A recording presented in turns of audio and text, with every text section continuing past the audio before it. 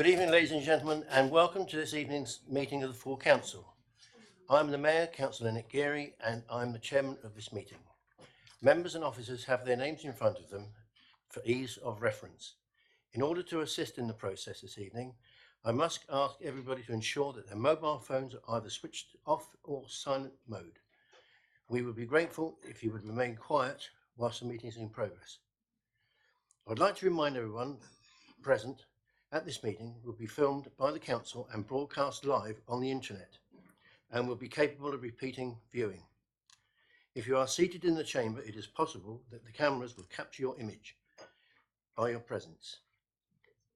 You are deemed to consent to be filmed to the use of those images and sound recordings for webcasting and or training purposes. Finally, there are no planned fire drills this evening. If the fire alarm sounds, please evacuate the buildings immediately via the emergency access. Before we proceed on to this evening's agenda, it is with regret that I inform you that Honorary Alderman Mrs. Marie Rees-Webber has passed away on Thursday, the 13th of December. Mrs. Rees-Webber served on this council from 1976 to 1991 as a councillor for Grange Ward, and was made Honorary Alderman of the borough in 1991. Long-standing members may well remember that Rees-Webber served as a member of the Planning and General Purposes Committee, Policy and Resources, Housing and Environment, Leisure, Boundaries and Safety Communities. Please, can I ask you to be upstanding for a silent tribute to the Honorary Alderman Mrs. Rees-Webber.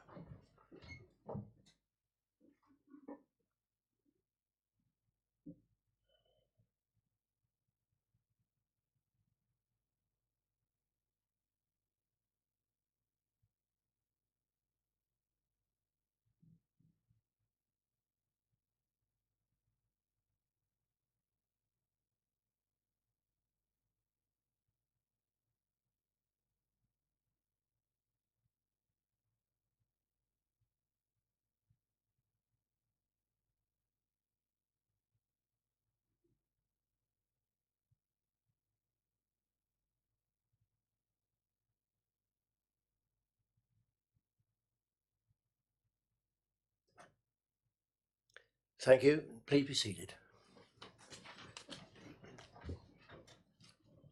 We'll now take item 2 on the agenda, apologies for absence.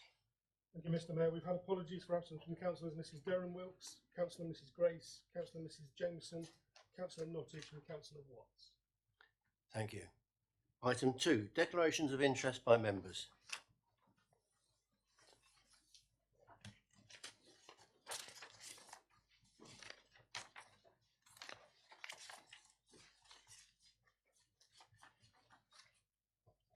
We'll now take item 3 on the agenda, the local government reorganisation in Bournemouth and Poole and Dorset.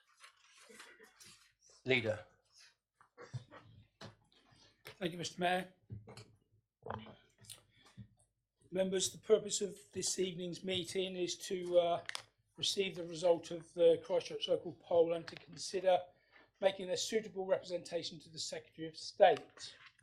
I would just like to remind members that of the 21,000 or so ballot papers returned to this council, there was 17,676 votes basically saying that residents do not want to go into an authority with Bournemouth and Poole, and I feel that that gives us a clear mandate of what we must do to ensure that we do not go in with an authority with Bournemouth and Poole.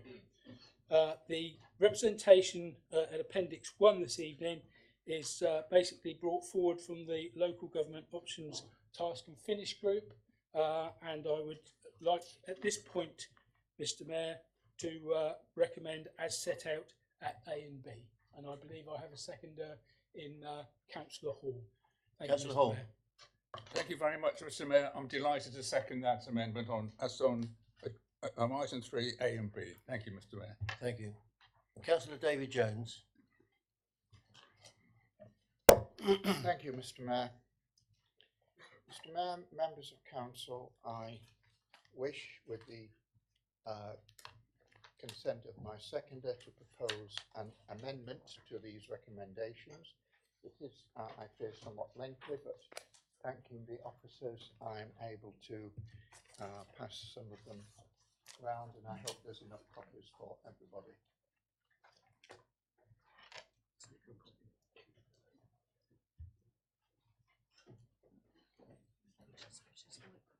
Before you start the clock, Mr. Mayor, can I say I am sorry that it has not proved possible to get copies of these to members earlier, but until 11 minutes ago we were still arguing about the content of these amendments. So I am very sorry, but that is the position. Councillor Jones, can I just interject there for one moment? I will be applying the 5-minute rule, but it will be relaxed if I feel appropriate. Thank you.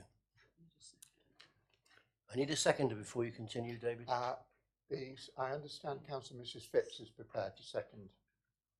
Thank you. Mr. Mayor, members of council, ladies and gentlemen, it is now 16 months. No, beg pardon, it is now 2 years and 4 months since we started down this particular road. And I'm afraid that nearly every stage there has been, I'm sure, inadvertent deception. There have been misstatements, as in fact the Chief Executive remarked at the end of our last council meeting. We've sat here in this room and we've listened to a number of misstatements. And one of the biggest misstatements made in this room by Professor Hall was that the people of Christchurch support option 2B. Well, now we know. And we know now also why there was so much opposition to us asking the people what the people think. Because, of course, this is supposed to be government of the people, by the people. Now, we have here a very good, very thorough representation, and I would like to congratulate the officers and my colleagues who have put so much work into this, and I think everybody will agree it is a very thorough, very effective piece of work. But on consideration, we think it can be improved. We think it can be improved, first of all, by inserting into the executive summary the material at Appendix A. The aim of that is to spell it out very clearly to the Secretary of State. This is why we should not be part of Bournemouth and Poole. This is what is wrong with Future Dorset, and to put forward an alternative. Because, of course, some of the prime movers, right back at the beginning, in August 2015, two of the prominent movers were the leaders of the councils of Bournemouth and Poole, and the county council, and I can confirm this, had heard nothing whatsoever of these suggestions of a unitary. Well, that's fine. What we are saying is there are those benefits, they are urban areas, let them get on with it. So that is the basis of the proposal that is the leader has set out. But in implementing that proposal, we need to, in the opinion of myself and my seconder, and I hope of this council, we need to add to toughen this up. So we're asking the Secretary of State for sufficient time to put forward this alternative proposal with fully developed supporting documentation to include a business case. The business case that has been conspicuously absent from Future Dorset and for which we have been asking time and time and time again. And we've been told, you've got it, look, it's the Price Waterhouse, it's the ORS report, it's the local partnerships. But that isn't a business case, because a business case looks at the disadvantages. It's a case for change. In other words, it's a work of propaganda. So, what do we want to do? We say that because we are now heading into very, very tricky waters, we need advice. And we need advice legally. And my colleagues and I thought that we would like advice financially, because it has proved extremely difficult, if not impossible, to extract relevant financial information from the officers working through the joint committee, because we need to know when is the harmonisation going to happen? What periods have we got? We don't know. What is the modelling of our option of day one harmonisation? We're not told. However, I am advised that there are problems with the wording that I have set out in paragraph D. The Chief Executive has suggested an alternative, and at the moment, neither my seconder nor I are inclined to accept that. So, with my seconder's permission, would you please delete item D altogether? So, we are not talking about item D. We are talking about the need for legal advice, because as we know, and as this council has agreed, the foundations of future Dorset rest on, if I may say, may pinch of view from my colleague who is not here present tonight, sand. Instead of a line in the sand, they are built on shifting sands, and the sands have shifted very considerably. We need to know as well what is going on as members, and therefore item F means that the leader has to know exactly what is happening. Item G, I think again that we will continue to oppose as long as it is legally possible. We will fulfill our mandate, and we will oppose any order to implement 2B. And finally, this comes right back to the beginning. We have been, shall we say, somewhat misled by ORS. Had they done their job, we wouldn't have needed to spend £60,000 finding out exactly what the people of Christchurch wanted. I think they owe us at least an apology. And also, if you apply what has happened to us to all the other areas of Dorset, even if you reduce the over-egging of the pudding by half, Mr. Chairman, only one district in Bournemouth, Bournemouth, supports a unitary. Mr. Mayor, I propose the amendment. I understand Councillor Mrs. Phipps will second, and I urge Council to support it. Thank you, Councillor Jones. Would you like, for clarity, read out the items A to B so that the members of the public and also internet have got record of it? This is going to take some time. Mr. Mayor, this is going to take some time, so delete all recommendations and insert as new substantive proposal the following. This council, having considered the result of the local poll conducted on 14th of December 2017, A, notes that 84% of electors participating in the poll voted against Christchurch joining a unitary authority with Bournemouth and Poole.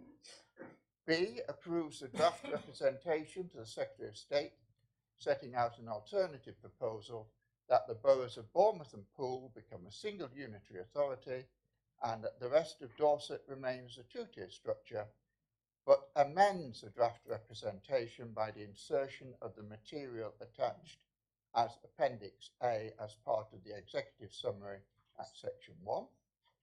C, requests the Secretary of State to allow the Council sufficient time to put forward this alternative proposal with fully developed supporting documentation to include a business case. D as printed is removed.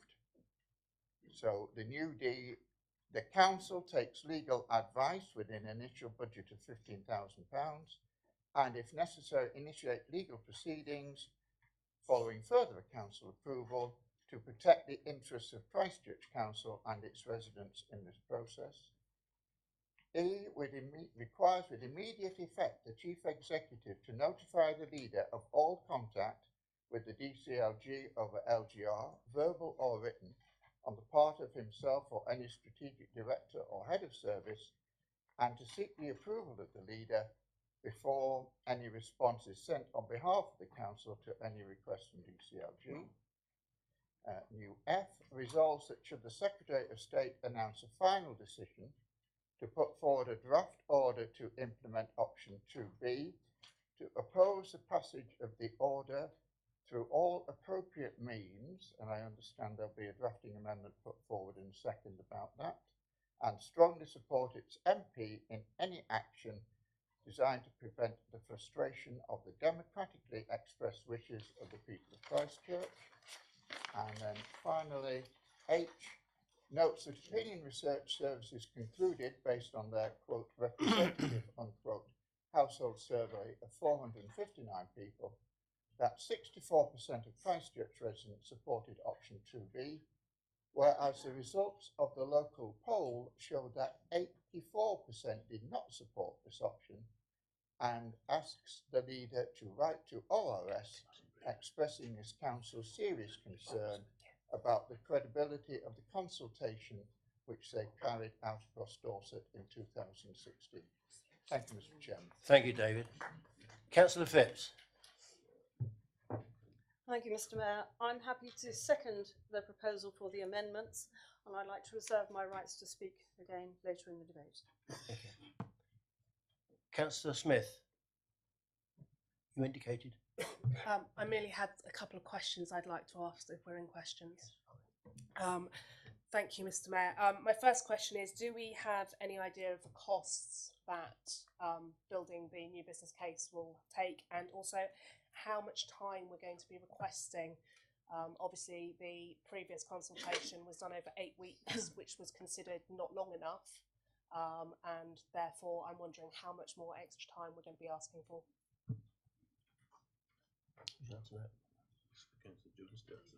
Councillor Jones, would you like to answer that? Thank you, Mr. Mayor. This is one of those how long is a piece of string requests. We are asking for sufficient time. I would hope that the Secretary of State would realise that you can't put this together overnight. He has been, shall we say, a little vague about the time, just to say that if he likes a proposal, we would have the time to put forward the appropriate documentation. I think one suggestion has been to the end of February, but I think the exact wording of this will need to be the matter for discussion with the officers and with the leader. Thank you. Councillor Bath. Thank you, Mr. Mayor. If I can ask a question, I'd like to come back later to actually get into the debate, but it's a question. It's a question to the leader. What are the views of other councils with regards to the proposed new structure in Dorset? And what conversations have you had with other Dorset councils, and have any agreed to us commencing a business case to this effect? Leader. Thank you, Mr. Mayor. It's my understanding that the other councils don't have to agree. We are putting a representation in front of the Secretary of State, and we don't have to have the agreement of any other council to make that representation. That's my understanding, Mr. Mayor. Thank you. Just come back. I accept that they don't have to ask them, but I just wanted to know what conversations you've had and what agreement has been reached. If you could let me know that. Thank you, Mr. Mayor. I thought I answered that in my first answer. Thank you. Thank you. Councillor Sorry, Hall. do I take from that you haven't had any conversations with any of the other councils? If Councillor Bath wishes me to spell it out, no, I haven't had any conversations with any other councils. Thank you, Councillor Flagg. Councillor Hall. Thank you very much, Mr. Mayor. My question is the fact that ORS seem to have got it wrong. They were 400% out, and although we've only had this paperwork recently, I'd like to know from the proposer and seconder, are they going to make sure that the Secretary of State is well aware that ORS were 400% out? That's a fantastic amount to be out on a professional firm. And then if I may ask a second question, Mr. Mayor, on the original cost here, who paid for that? Because if it was the council paid for this, then I think we should be claiming that back from ORS because they got it so wrong. Thank you for your Mr. Mayor. comments. Sorry, question. It's been proposed and seconded. Now we can move into the debate. Do I have any members that wish to debate the amendment? You can. Thank you. I note that I came into this discussion a little bit late about removing item D, but I understand that was subject to some advice from Chief Executive. Can you just tell us what that is, please? David. Thank you, Mr. Mayor. Good evening, members. I will, with your permission, pass over to Ian Milner in a second because part of this is about the financial aspects and the potential expenditure, and that falls within Ian's remit. Part of my advice on D was if you want to commission some work, then you need to be clear about what work you're commissioning. And as D was drafted, it was inconsistent with C. So C talks about developing a business case, which makes sense, and the council's had quite a bit of debate and comment about the lack of a business case for future Dorset. But D then went on to talk about the cost benefit of analysis of our options. Now, as far as I'm aware, the policy of this council you only have one option, and that's the option that's spelled out in the representation. That's to maintain your sovereignty and be part of a two-tier Shire Dorset area. So it's not that you couldn't explore other options, but if you're going to do that and commission work to do it, you need to be clear about what those other options are. So that was my advice on that. Clearly, it's for you to decide whether or not you want to go ahead with the recommendation that's set out. Councillor Jones has decided to withdraw it, but that's a matter for him and for you, Mrs. Phipps. Mr. Mayor, can I now pass over to Ian Milner, who can comment on the financial aspects? Thank you, Madam Mayor. Madam Mayor, Mr. Mayor, sorry. Thanks for that. Good evening, members. Yes, when I first saw the initial recommendation, it was that we actually commissioned with immediate effect consultants to undertake the full business case. As the Chief Exec said, it was a little unclear as to what that full business case meant, which needed to be worked out. My view was that we needed to establish from the Secretary of State whether he was receptive to the representation that you're about to make and would give you time to work out that business case. If that was yes, then clearly, I think the commitment of expenditure would be a rational decision. If, however, he was not minded to extend that period, then spending money, significant amounts of money on consultancy, and for example, if you replicated the whole across Dorset, you'd be into about £400,000, not to mention additional financial expenditure. So my recommendation was that we established what the Secretary of State's position was in terms of an extension of time before you actually committed any expenditure by procurement of consultancy. Thank you, Mr. Mayor. Thank you. Deputy Mayor. Yes, thank you, Mr. Mayor. I've got a question on that particular point about the Secretary of State being required or requested to give this council more time to present a case.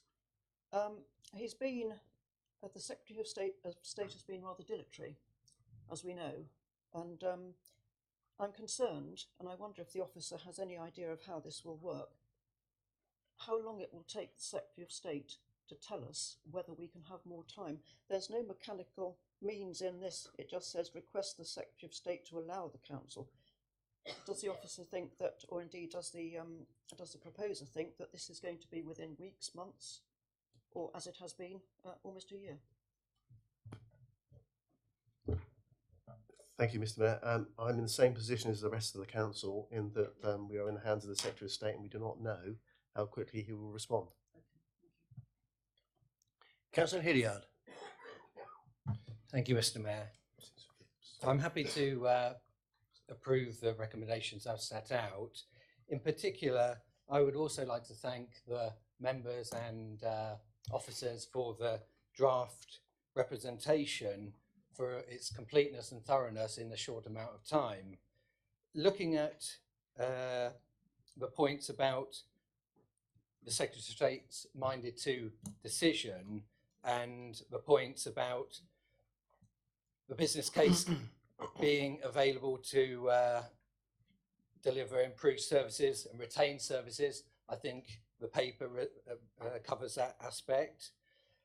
Obviously, as we've discussed, we haven't got approval or discussions with other member councils, but again, I think the way we've worked with Dorset and East Dorset already, I can't see there a problem with them accepting us as a partner. Again, the paper, I was pleased to see the paper highlights the significant cost savings which we've achieved by the Dorset Waste Partnership, the Stour Valley and Pool Partnership, and the East Dorset Partnership.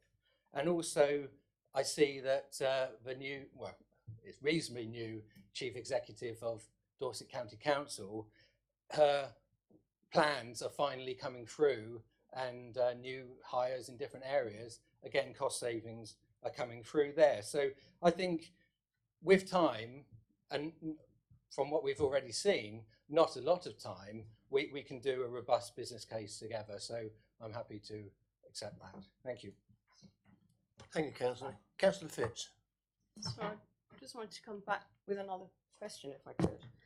There was the original recommendation which you referred to about the cost and benefit analysis and our options, which it should be an option, etc. And then we've now, at the last minute, got this one, which still does have D in there, but the wording is changed. So could I just clarify whether that wording on this D, the new one, is actually what yourself think? You think that it should be instead of the original? Why, if we've got a second one here, changed from the original, is that supposed to be more acceptable, is what I'm trying to say, than the original? Well, she seems to be asking me, but it's David Jones. Councillor Jones, you answer that, please. Thank you, Mr. Mayor. On a point of clarification, I understood that the wording the wording on our original draft, which was sent in this afternoon, was not acceptable to the officers, and they understand particularly that there was a possibility of a referral to the external auditor. This is, from my experience, not something that we take lightly. On the other hand, I am very uneasy about the revised wording in D, and my seconder is unwilling to accept it, the revision. I therefore believed that we were, with my seconder's agreement, that we would withdraw item D altogether and renumber, with the possibility that we will return to this at the next meeting of council. Thank you. Is that satisfactory? Okay. Councillor Jameson. Thank you, Mr. Mayor. Well, my question was on the same. I beg your pardon. My question, Mr. Mayor, was on the same point. That the officer, Mr. Milner, said, as I understood him to say, that D could go ahead if the Secretary of State allowed sufficient time for the case to be made. But if the Secretary of State was not willing to do that, then it would be inappropriate. Is that understanding correct from Mr. Milner? Mr. Milner. Thank you, Mr. Mayor. Just to reiterate the point I made earlier, I think it is wise that the council understands whether the Secretary of State is going to give you enough time to actually work up a business case. To commit expenditure by procurement of consultants before you know that, and as I said, the expenditure would be significant if you're going to replicate the work that had been done on the original business case, would be significant. So I did suggest that you didn't progress to the procurement of consultants for your case, for your business case, until you had the Secretary of State's view. Mr. Mayor, can I just come back on that question? Mr. Mayor, therefore, in my reading of the paragraph D before us, which starts off subject to additional time being granted by the Secretary of State arising from see above, is adequate. Is that correct?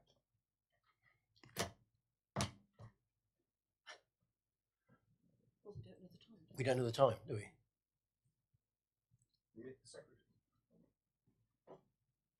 The Secretary of State giving us sufficient time are the words that are in here. If the Secretary of State gives us sufficient time, then we should be able to go ahead with the rest of paragraph D. That's my understanding. But David Jones, you want to come back on that? But that's my understanding. Through you, Chairman, again on a point of clarification. My seconder and I have withdrawn paragraph D at the moment. At the next council meeting, we may be able to revisit this point, because by that time we should have some indication as to whether or not the Secretary of State will grant us time. But at the moment, we cannot agree with the officer's recommendation, because it may be that we feel that we need information as quickly as possible, and that information is not being provided, even though it must be there. The officers for working for the joint committee are not providing this information. Therefore, Chairman, I do not feel D is a, thank you, that's another 10 quid in your fund. Thank you, Mr. Mayor. Through you, with the agreement of my seconder, that paragraph is withdrawn, as we do not feel that it is acceptable to proceed in the state it is that the officers have suggested. The officers do not feel it acceptable to proceed in the state which we originally put forward, and as I said, with the possibility of a reference to the district auditor, I do not believe it would be sound at this moment to push our view. That's why, Mr. Mayor, with your permission, we will delete this and return to it at the next council meeting. Thank you, Councillor. David. Thank you, Mr. Mayor, for the opportunity just to clarify the point. Councillor Jones referred to it, what was D that's been circulated as the officer recommendation. Just to be clear, it's not an officer recommendation. The recommendation is before you've been proposed by Councillor Jones and seconded by Councillor Phipps. What we have done over the last few days is give advice on the draft of a set of recommendations. Now it's for you to decide whether or not you take that advice. The advice on this occasion is fairly strong, because of our concern about the council being exposed to some action by the district auditor if you were to commit to what could be significant expenditure in the light of a decision by the Secretary of State. Now, I know none of us know when that decision might be made. We're told it will be in February, but we were told last year that the Minded 2 decision would be in March, and we know very well that it wasn't. So we will see. But as Ian has advised you, we need to be careful not to fall into a situation where the council makes a decision where expenditure would be deemed to be unreasonable by the external auditor. I think you can see this sort of perhaps shaping up in a couple of different ways. If the Secretary of State does grant you some time to do more work, but not long enough to do a full business case, and I'll come back to that point, then we could commission a quick piece of work to fill out in more detail the representation that you've made. And the purpose of that would be to try to get the Secretary of State to then to agree to allow you additional time again to work up a full business case. Because the full business case would have to be, and I've always advised you this, comparable in weight to that that's on his desk now from the future Dorset councils. So it would have to include the public consultation, and that public consultation would have to be across the whole of Dorset, not just Christchurch. So that's why we're cautioning you to say this could ultimately rack up to a very significant amount of money. The future Dorset business case costs something in the order of £200,000. Now that would be your decision if you get to that point whether you want to commit that expenditure. But to start down that track now, before you know what his decision might be, is the issue that we've flagged to you. Thank you, Mr. Mayor. Thank you. Councillor Jameson. Thank you, Mr. Mayor. My question is on a different matter, and it's to do with Para C. And my question is, as we proceed with the proposal before us, and we look at the proposals that we're going to work up, would it not be appropriate to look at an alternative proposal rather than only this alternative proposal? Because as we start doing work on something, it may be that other things come forward which maybe seem to be more appropriate, and if we're stuck rigidly with only this proposal, then we won't be able to explore other avenues. And I just wondered what Councillor Jones feels about that. Thank you. Councillor Jones, you want to answer that? Thank you, Mr. Mayor. To quote the Chief Executive again, there is only one option before that we have adopted. The Council's policy is to put one option forward. Now, I did say in discussions that it may be we want to do some blue sky thinking, and it may be that we want to look at develop or to see whether it is worth developing other options, and there are possibilities. But at this moment in time, as has been very clearly advised, we have one proposal on the table, one recommendation on the table, and that this is it. It may be that as circumstances evolve, we may be in a position to suggest that we look at other proposals, but that time is not now. We have another council meeting shortly after the Secretary of State is due to receive the documentation. As I said, I hope that it may be possible to revisit this whole issue in the light of further information, because one or two points have come to light that, to my mind, will need further clarification.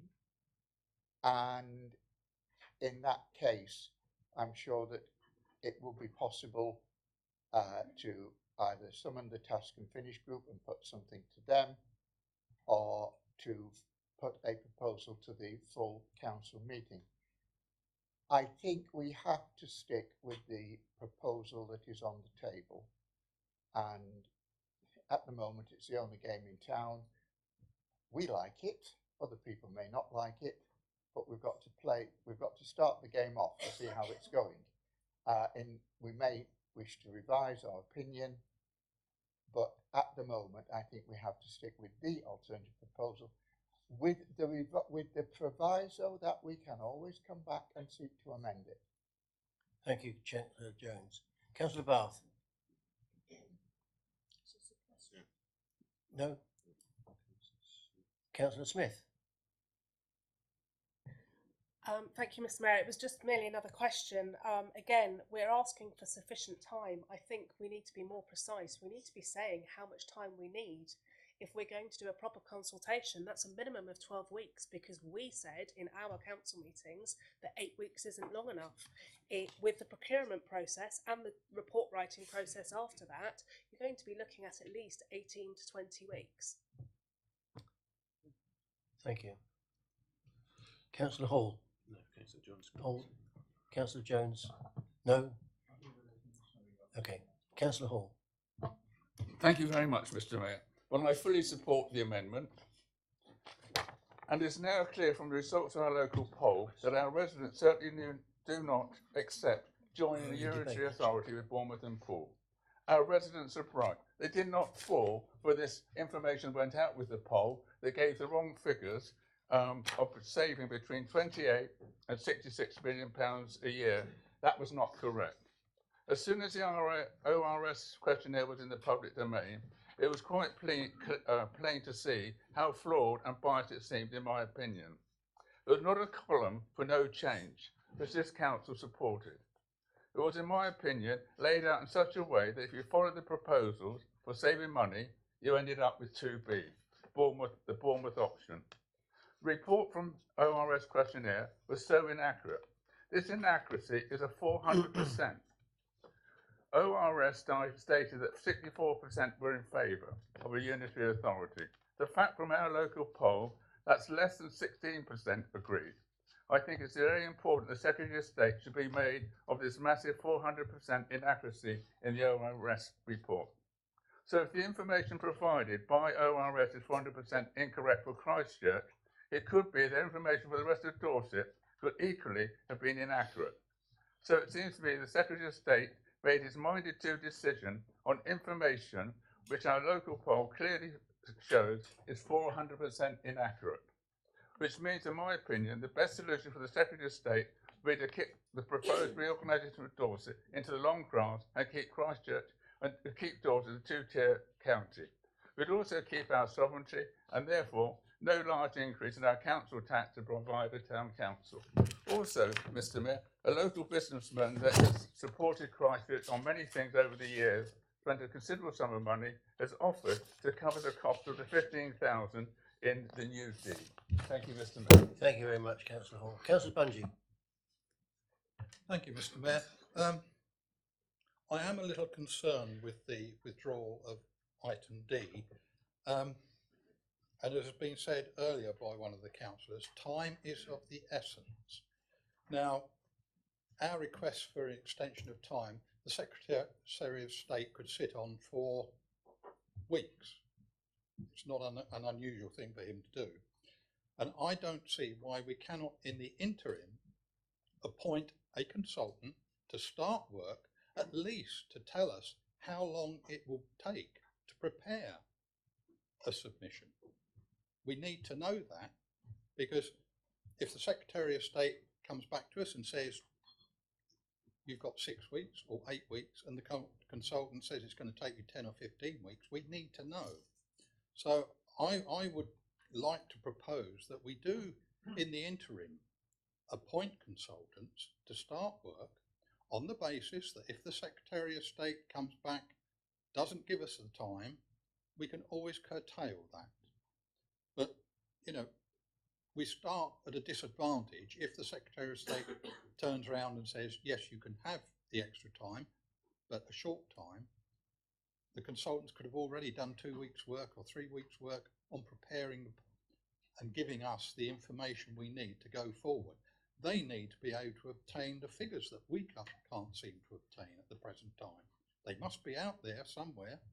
But whether that's floating up in the ethos, I don't know. But I am concerned that item D has been withdrawn completely. And I do think we should be looking at appointing consultants now to start at least looking at the option and advising this council on how much time it would take them to prepare a proper submission. Because it's got to be a proper submission. We've already said that in C, with a proper business case. They need to know what we're looking for and advise us. And we can't leave it too long. So I think, you know, we're in a chicken and egg situation at the moment. And that needs to be looked at very carefully. Otherwise, we start off totally at a disadvantage. So I'd like members to look at that again. Thank you. Thank you, Councillor. I do sympathise with your thoughts, but I think Councillor Jones has repeatedly answered that question. Councillor Spittle.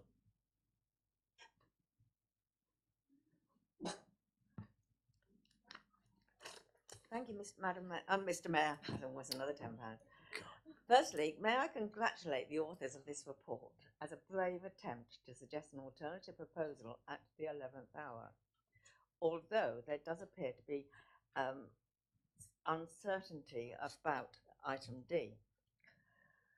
It's not for me to question whether the figures for savings provided in the report have any basis in a worked up business model, nor whether they are based on a proper understanding of upper tier authority.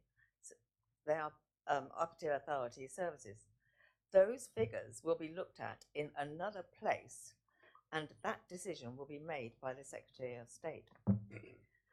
Whilst I can appreciate the author's concerns, I feel they may not have looked at the bigger picture regarding both the entire country's and county's present predicament that is at the forefront of the government's proposal for local government reorganisation. You will recall, Mr. Mayor, that last month it was announced the government should meet the £5.8 billion funding gap facing existing local services by 2019-2020. In addition, as we know, there is an immediate £1.3 billion required to stabilise the adult social care provider. So, using the maths that I learnt, 5.8 and 1.3 come to 7.1 billion pounds that has got to be obtained by 2019-20. Mr. Mayor, you are aware that upper tier services are provided by Dorset County Council to Christchurch residents. The county has a history of promising to make savings and meet their targets, particularly following the arrival of new officers. Are these savings or targets ever obtained? No. With the growing number of elderly expected to arise from our generation, known as the baby boomers, in reality, the position continues to worsen rather than improve. And the rationale for driving out efficiencies in management and back office costs becomes even more compelling. Read the Cabinet reports on Dorset for you if you doubt me. Christchurch residents at present have a considerable stake in the current and future deficit of Dorset County Council and will be the victims of further cuts in services required in any attempt to reduce the deficit. I accept, having held the office of Mayor twice, that the tradition and history of the borough is precious to many. Having attended all three of the joint committees of Bournemouth, Poole and Christchurch, I can assure everyone that both Bournemouth and Poole share the same pride in their past, which is acknowledged in the setting up of the joint committee's task and finish group on mayoralties and civic issues.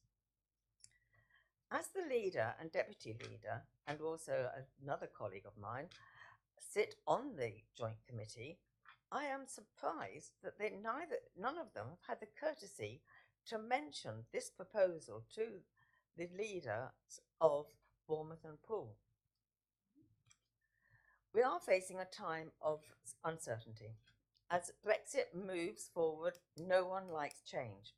All councils need to support the nation, their local communities and the government, a Conservative government, I hasten to add, in its ambitions for us to take our place in the world and to continue providing essential services, adequate public transport provision, improved and new roads, and decreased homelessness.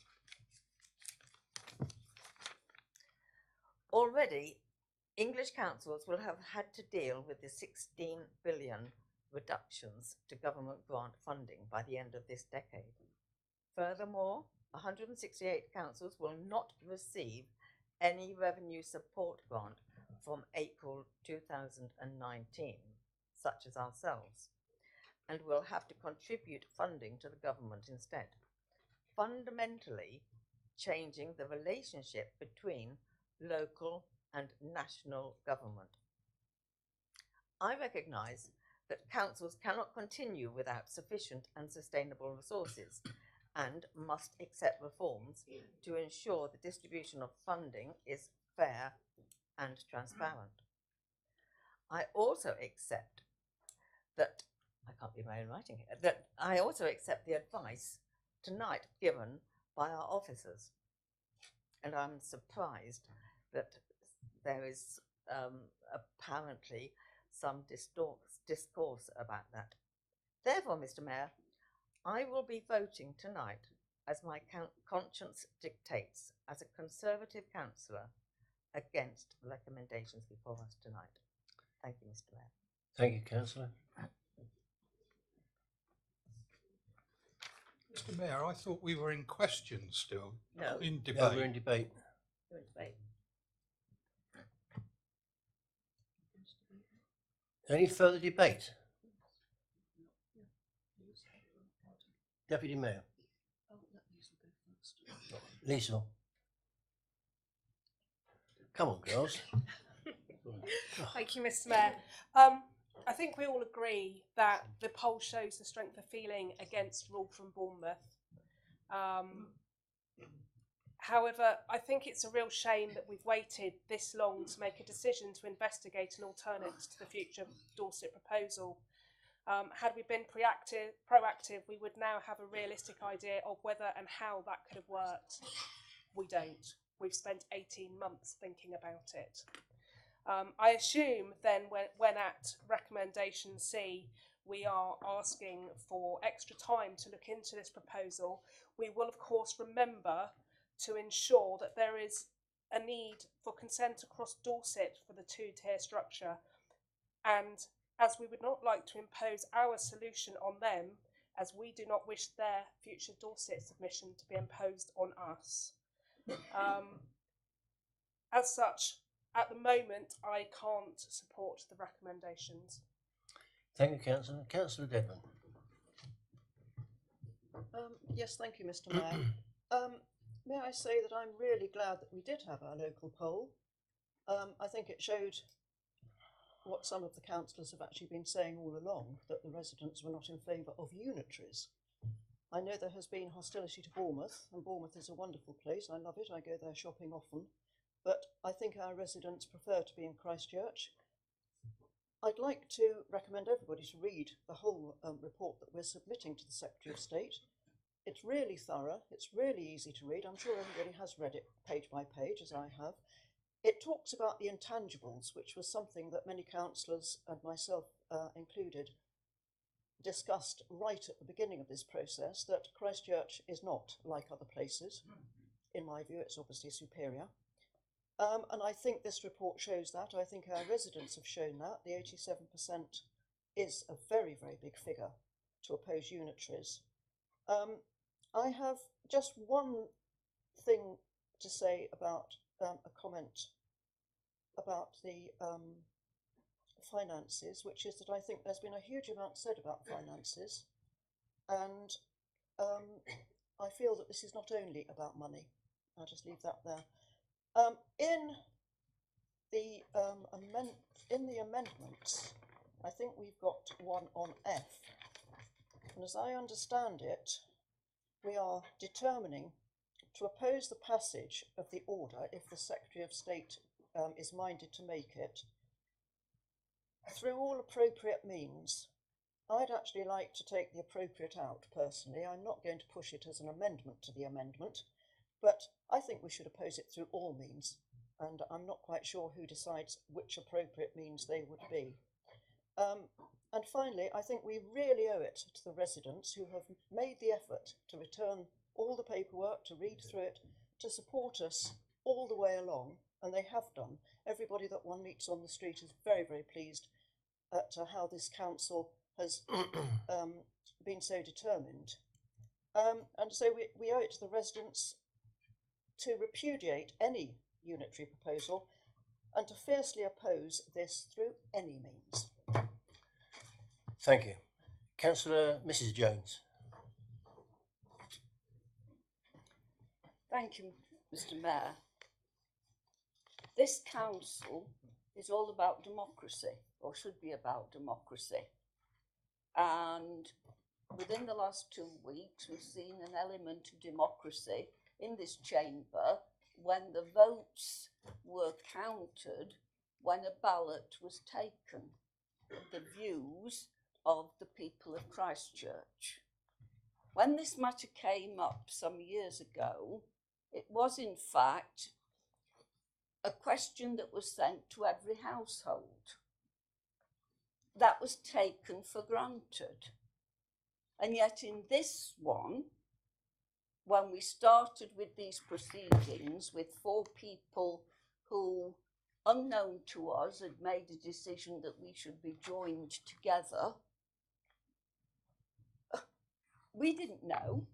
There was no democracy, no accountability, and at least Christchurch has had the guts to put it to the people, what do you think?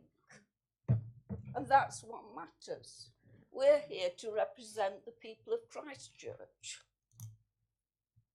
When people who go round Christchurch, when members talk to the residents, to the people who are their constituents, they could see what the views were.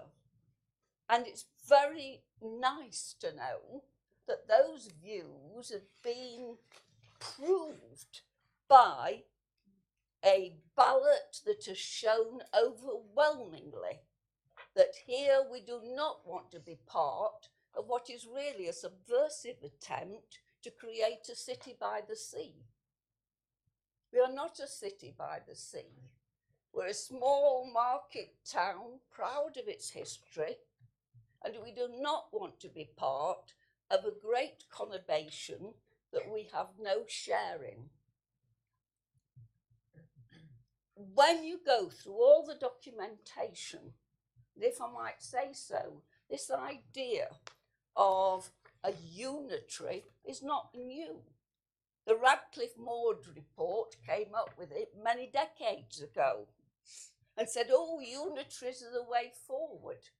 This is the way that it ought to be done. Let's have England governed by huge unitaries. Well, it was shown that this was not ideal. But you've still got civil servants. You've still got politicians who've got this hankering for big is beautiful. Well, it's not. And it never will be.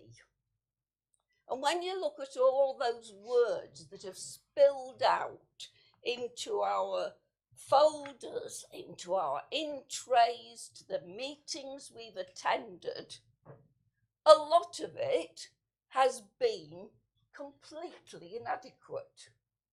If I were marking, in the margin I would have been putting vague, unsubstantiated, oversimplification, evidence question mark, because we have based this on no hard foundation.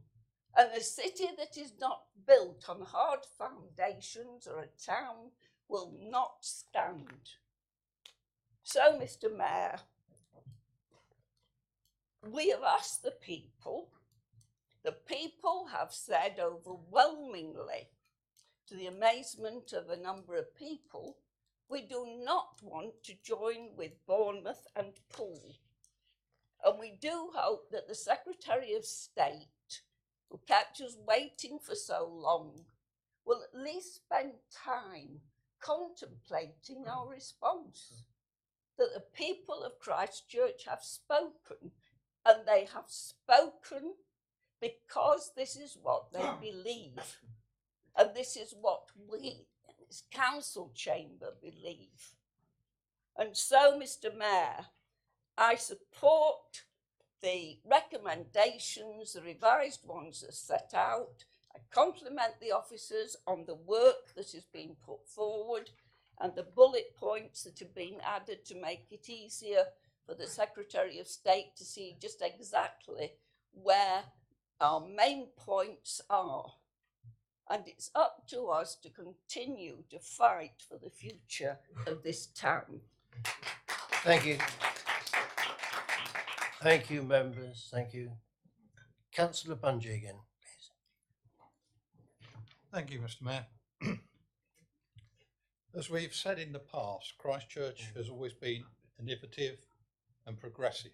So we're not talking about staying in the dark ages. And our partnership with East Dorset has been lauded by the government as the way things should go. And I see no reason why this could not happen across the rest of Dorset. Our recent ballot was a bit like throwing a pebble into a pond. The ripples are spreading out.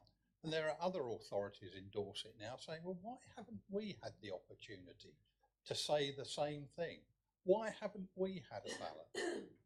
And one has to question, and I know our officers have been asked in the past, what was the actual detailed brief given to ORS to come up with the document that they came up with?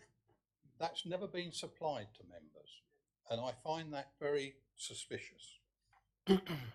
Now, we've heard time is of the essence, and I'm still concerned about item D as it was worded being taken out.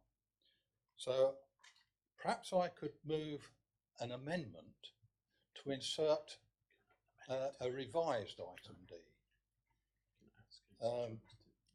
And what that it would be is that a consultant is appointed to begin work immediately on preparing a business case in support of the alterations and proposals in B, and specifically to advise on the council on how long it would be reasonable for them to attain a proper factual business case.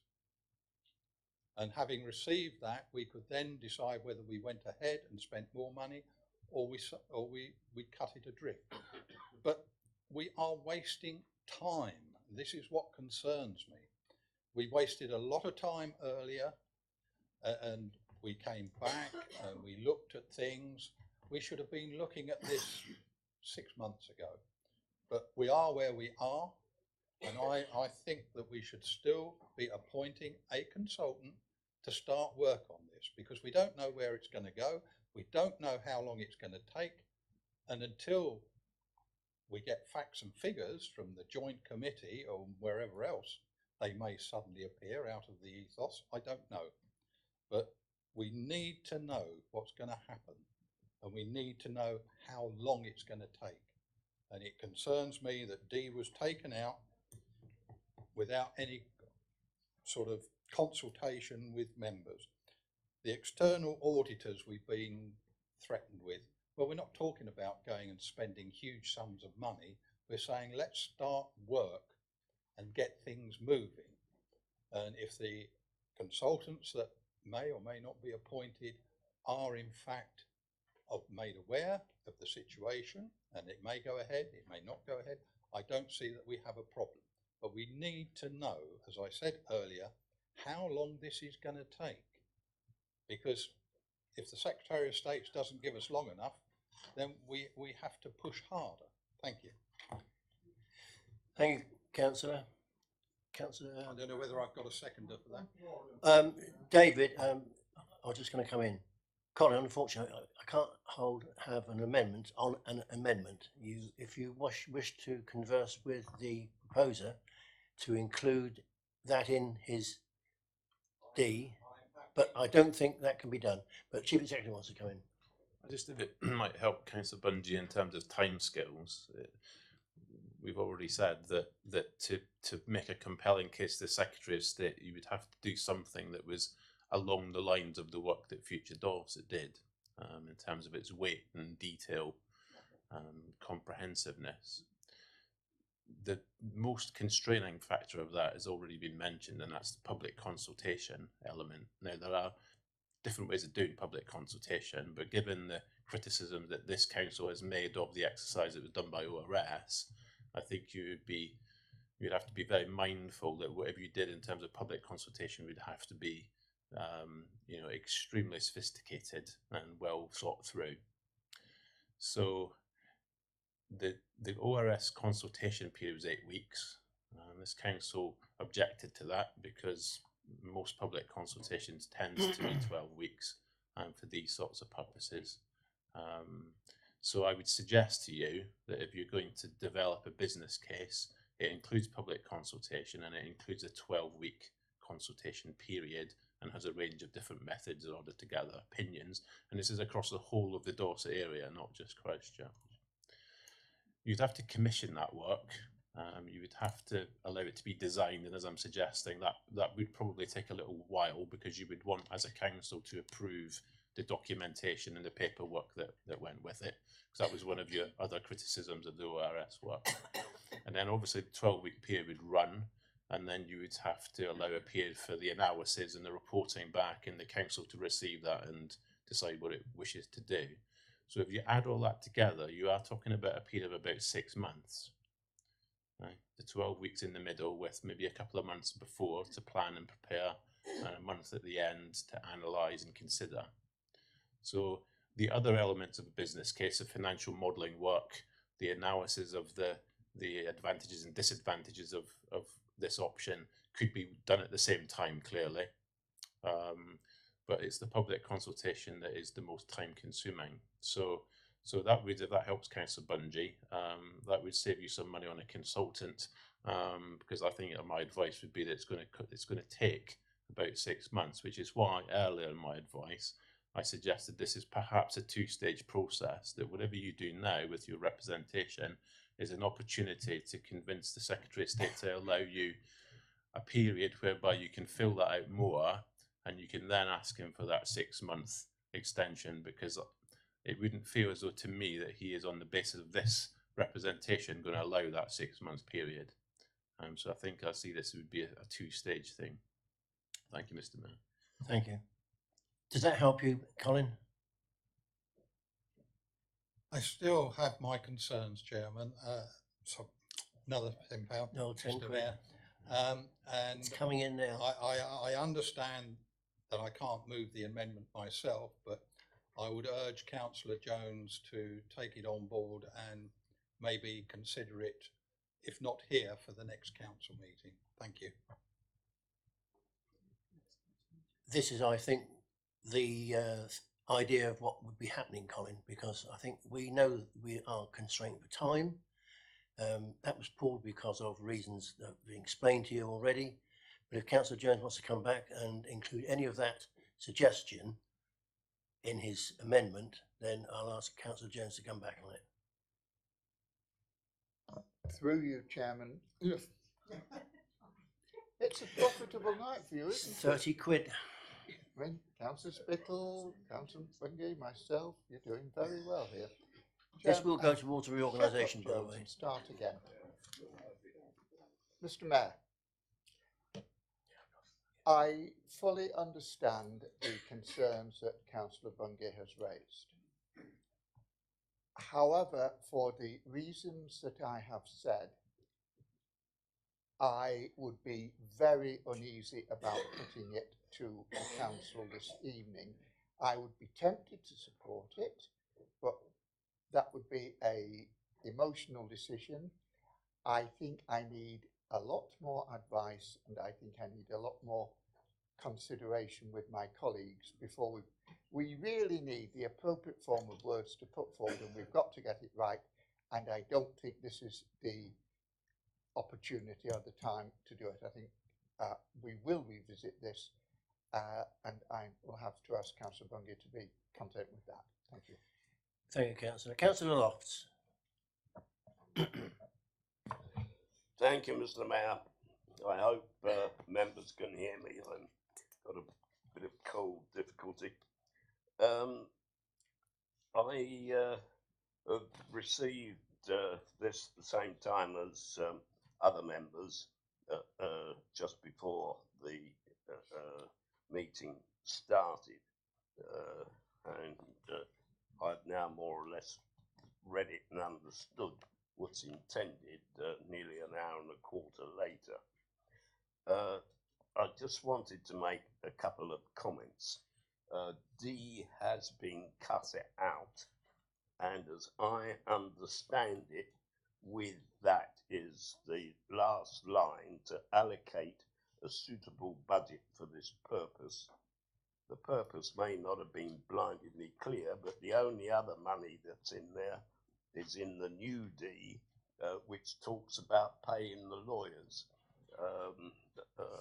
All my life I would have thought that order of preference is wrong. I've always believed in paying lawyers last, and then only when I had to. The other item is in the old G, new F, where it says, order through all appropriate means and strongly supports its MP. I believe that that should be our MP, and stress on the hour, because I'm not interested in any other MP's opinion as far as matters pertaining to this council is concerned. I think that could be slightly reworded, and I hope the proposer can think of something perhaps better than myself. Thank you, Mr. Mayor. Thank you, Councillor Loft. Councillor Jones. Mr. Mayor, I'm happy, and I understand my seconder is to accept that as a drafting amendment. Thank you. Any further debate? Councillor Jameson. Or Councillor Noah. Thank you, Mr. Mayor. Mr. Mayor, I believe that there have been some passionate and eloquent speeches on both sides of the argument this evening. But in supporting this proposal, I'm going to question why the promised savings included in the combined authority, which would have given the savings which members have alluded to already, have not been implemented by the Secretary of State. A lot of the discussion tonight is on finance, and it's on the very issues that we all are passionate about. And across the whole of the county, all of the authorities agreed unanimously to go in with a combined authority, which I understand is on the desk of the Secretary of State and has not yet been actioned. And I think that we should, as an authority, be pushing for that to be done, whilst we are continuing to hold our position in the county.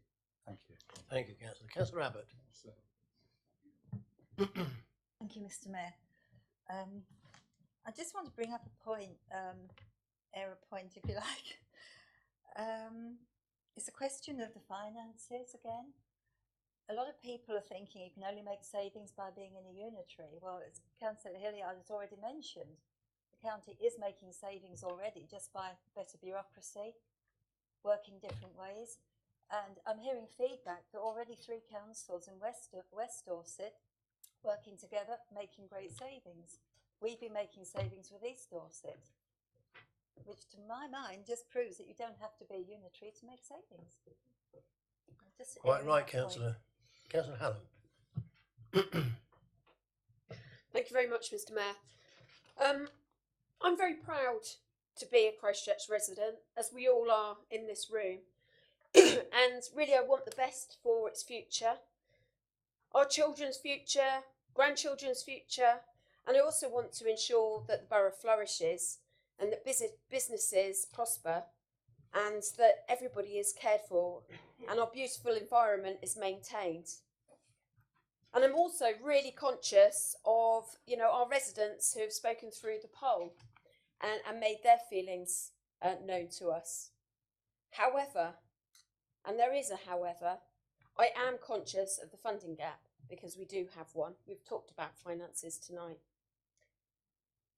We've got an exceptionally high retired population in our borough. Adult social care is a concern, along with other services that we have. And if we continue with a two-tier structure, I don't believe that these services can be maintained adequately. And therefore, I find myself in a really difficult position tonight. And I will have to vote with my conscience and think about the bigger picture and the bigger picture of future Dorset. And therefore, as the recommendation stands this evening, I'm afraid I won't be able to support. Councillor Fox.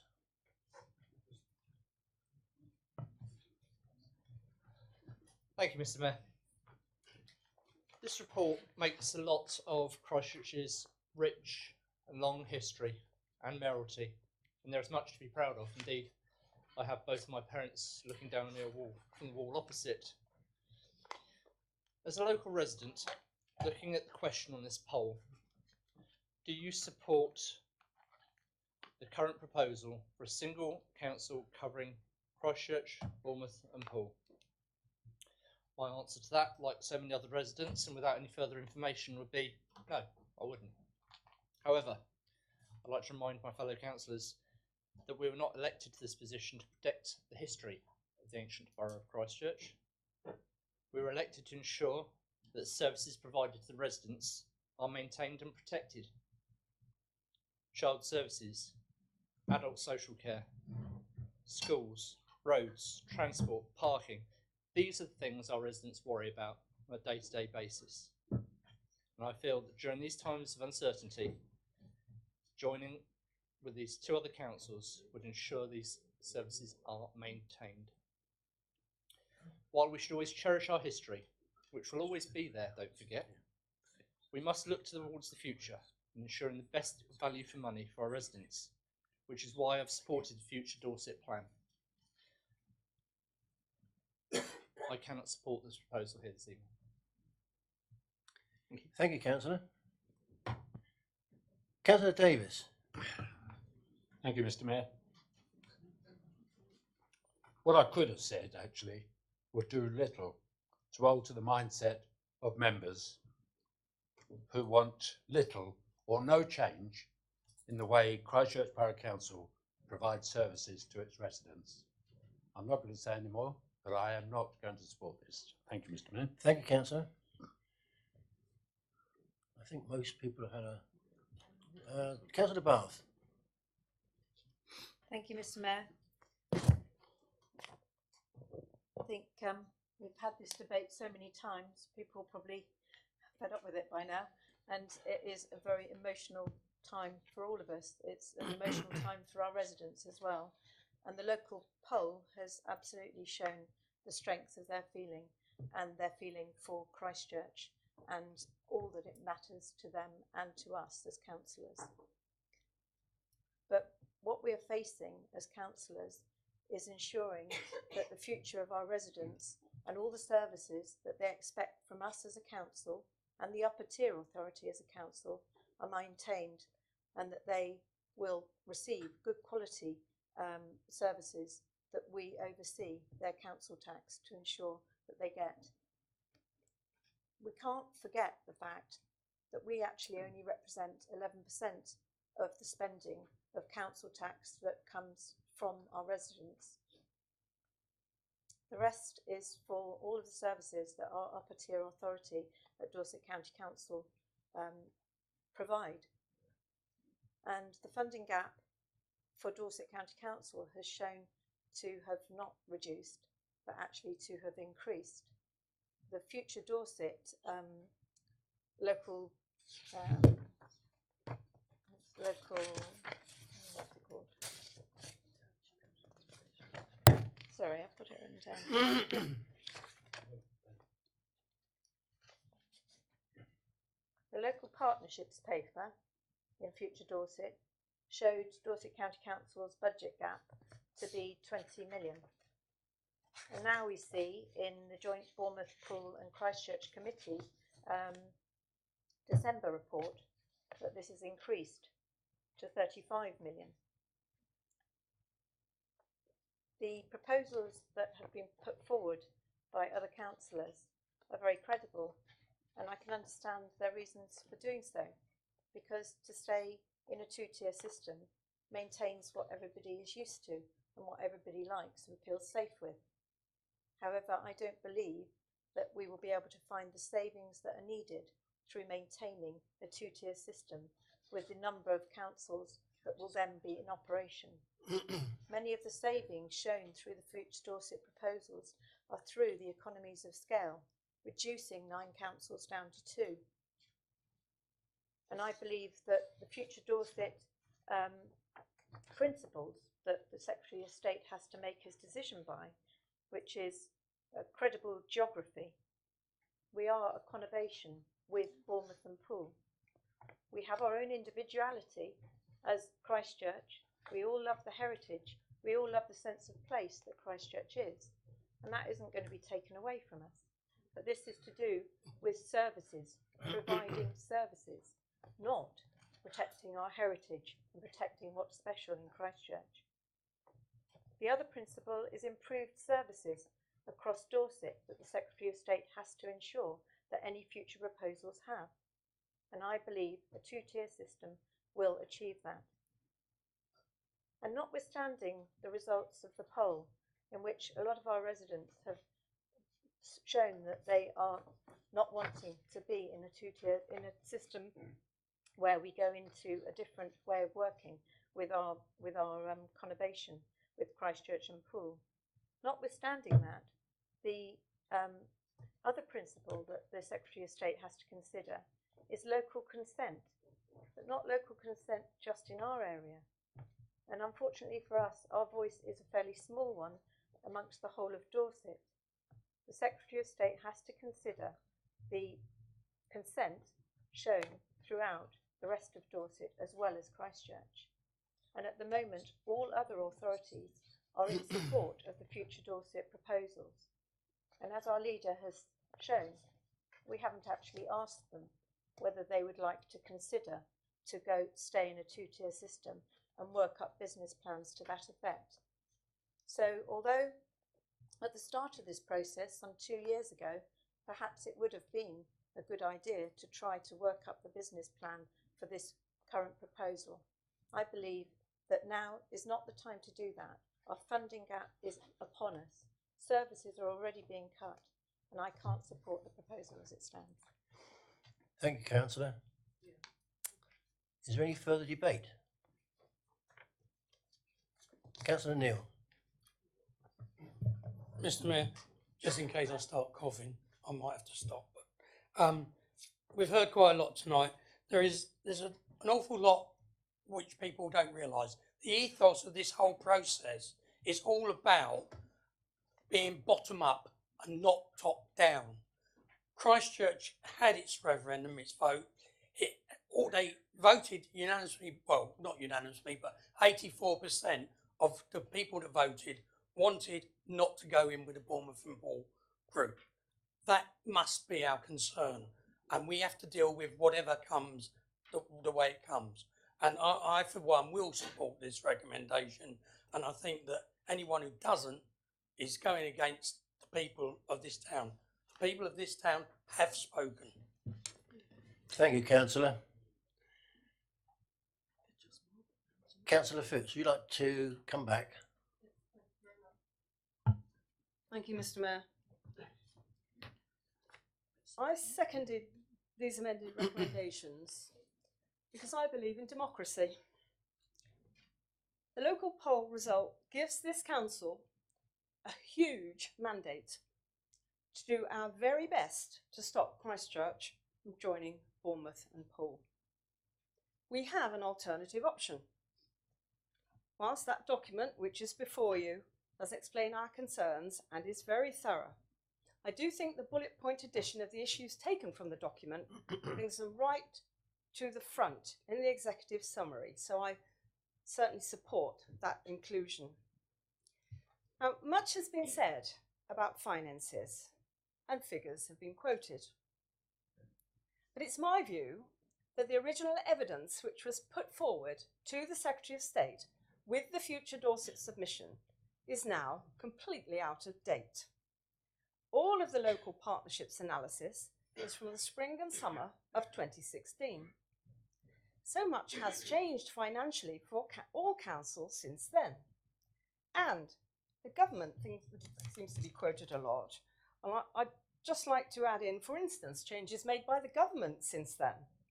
There's been an allocation of £2 billion across the country for adult social care. There's been the recent local government review settlement, or the draft of it. And these include a fair funding review, rural services, business rates retention, new homes bonus, negative revenue support grant. Well, what they're going to do about that? They might change the rules about that. And changes to council tax referendum principles. But no analysis has been carried out at all as to how this will affect Dorset as a whole. Also, I believe the public consultation across the whole of Dorset is now discredited. How can a representative, as they called it, household survey of 459 people produce a result of 64% of Christchurch residents supporting joining with Bournemouth and Poole, but when we did a poll, 17,676 of them, 84%, resoundingly voted against. How could a survey be that wrong? It's been mentioned in answer to a question that any consultation that's carried out would have to be sophisticated and well thought out. Well, it seems to me that this one wasn't. Also, the case for change. That document is entirely based on the outdated financial information and what I consider to be a flawed survey.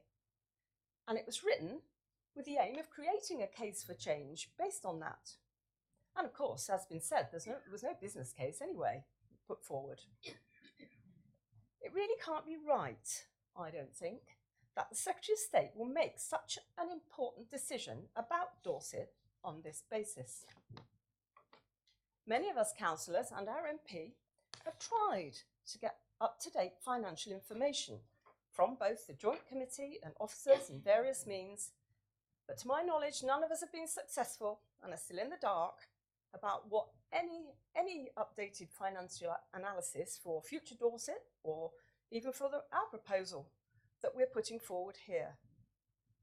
No one seems to be able to tell us anything, and that is why we tried to put D into here, so we'll have to come back and revisit that. Also, we've been unable to obtain any information about the possible financial effects of the reduction of the number of years in council tax harmonisation. The future Dorset proposal was for 20 years of harmonisation. Secretary of State says can't do that anymore, it's got to be reduced. Nor have we found any information, we're trying to find out, about the effects of harmonisation if it was to happen on day one of a unitary authority. No answers. It just seems to me the Secretary of State is being led, perhaps he's sleepwalking, towards imposing unitary authorities on Dorset with completely out of date and possibly flawed information. And I just think we have a duty to our residents to try and stop that happening. Those of you who've attended joint committee meetings will know, and I've sat in the audience on every one so far, Because we're in a minority, 2 representatives out of 16, if we don't agree with something, we're outvoted. It seems to me that for Christchurch, when you sit there, if you were to sit there, I think some of you might think the same, and I know some people do because I've spoken to them. It's just like it's a bulldozer and it rides roughshod over any issues we raise and outvotes us on anything we oppose. And I believe that's exactly how it would be in a unitary authority as well. And I don't think that's democracy. As far as I'm concerned, it's absolutely clear it's not in the best interest of Christchurch residents to join with Bournemouth and Poole. They've clearly told us in a local poll they don't want to do that.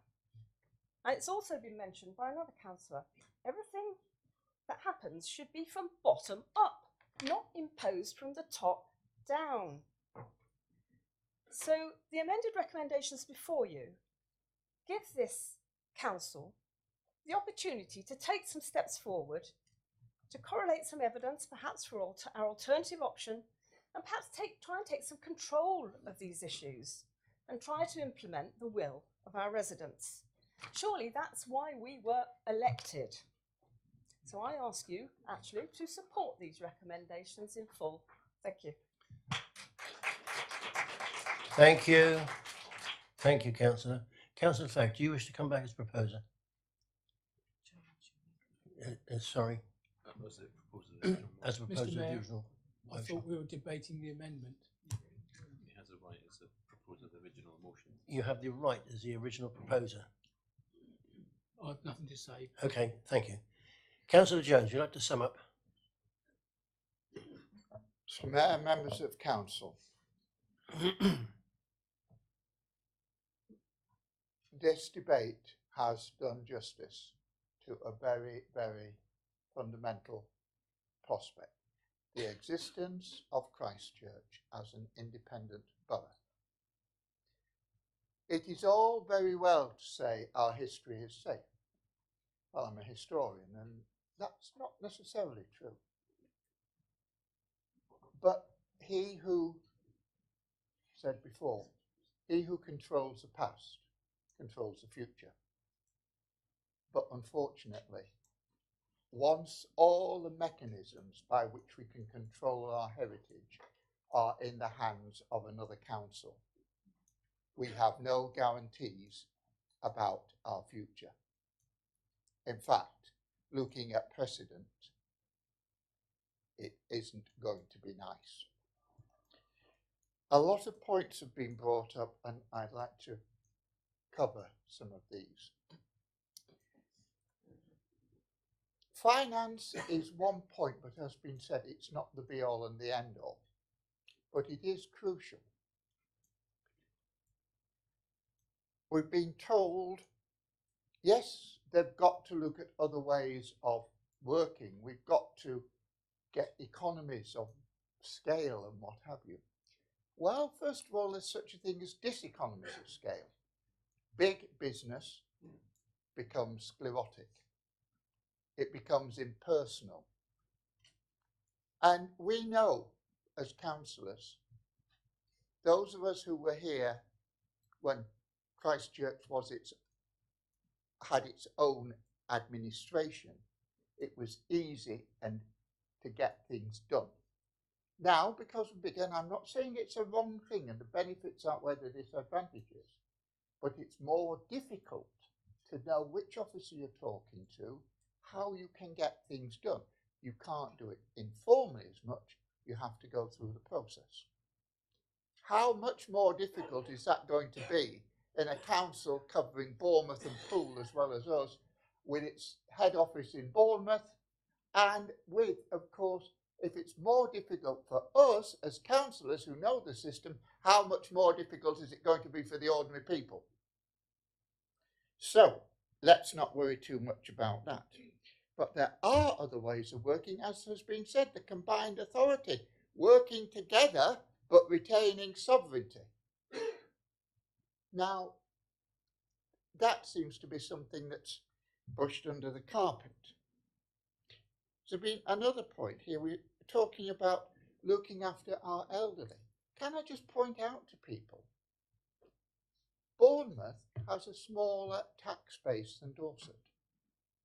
We will be adding in a higher percentage of people, elderly people, to a smaller tax base. So merger with Bournemouth won't solve our problems, it will magnify them. We've also heard a lot about harmonisation. There's one point here that I really must make. At the first meeting of the committee, the joint committee, before they realised quite how to shut me up, I did make the point that these things are being done in secret, in the back rooms, out of people's views. But they're not only out of the views of the public, they're out of the views of the councillors. The Local Government Act specify we should meet in public.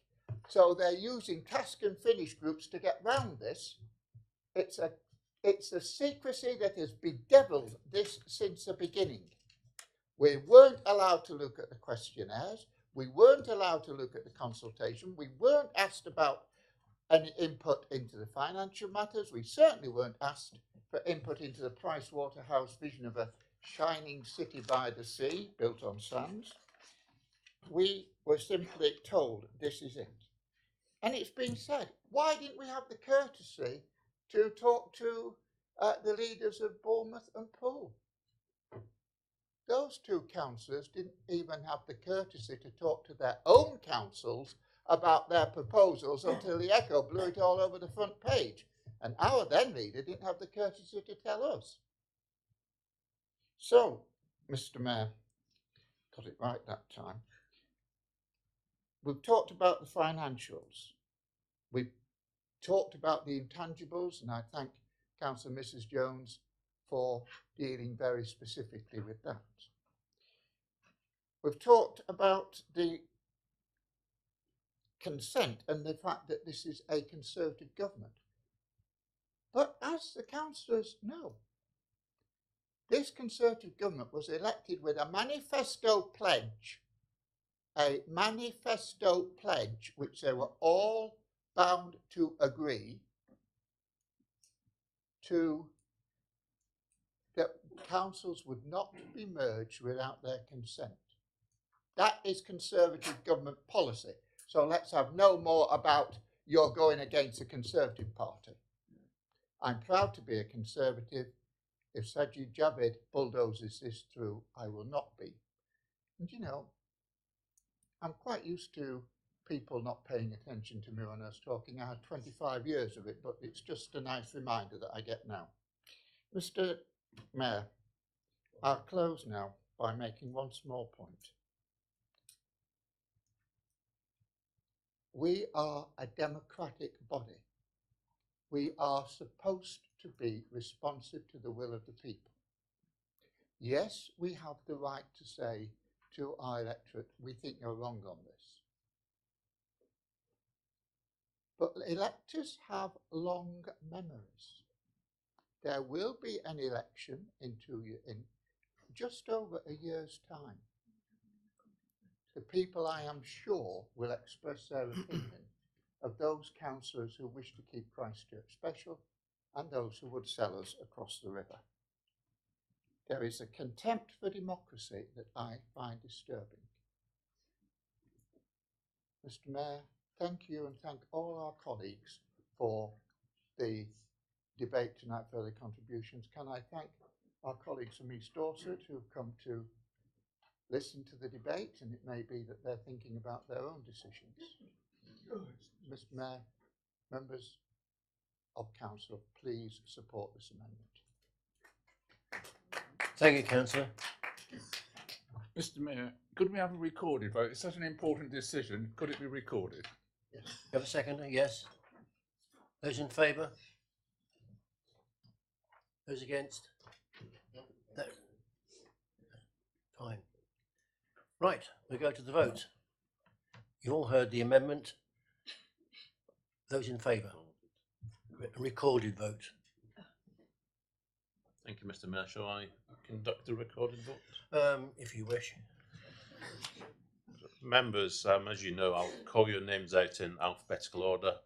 And if you could clearly state whether you are for, against, or wish to abstain to the amended recommendations that have been circulated to you this evening. So starting with Councillor Abbott. Councillor Bath.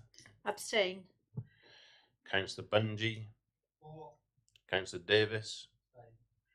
Councillor Mrs Deadman. Councillor Darren Wilkes is absent. Councillor Flagg. Councillor Fox. Abstain. Councillor Grace is absent. Councillor Geary. For. Councillor Hall. Councillor Hallam. Councillor Hilliard. Councillor Colin Jameson. Councillor Mrs Jameson is absent. Councillor Mrs Jones. Councillor David Jones. Councillor Lofts. Councillor Neal. Councillor Nottage is absent. Councillor Mrs Phipps. Councillor Mrs Smith. Councillor Mrs Spittle. Councillor Watts is absent. So, Mr Mayor, that's 13 for with 6 abstentions. Thank you very much.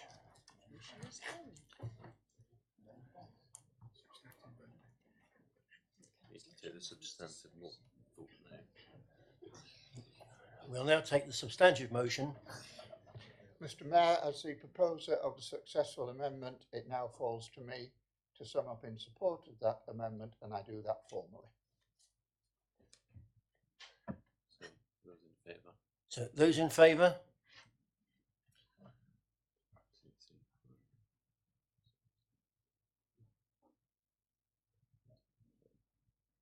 It's 13, Mr Mayor. Those against? Abstentions? There must be 8. 6 abstentions, Mr Mayor. I can't count. That motion's carried. Thank you. There being no more business, I declare the meeting closed, and thank you very much for your attention. All rise, please.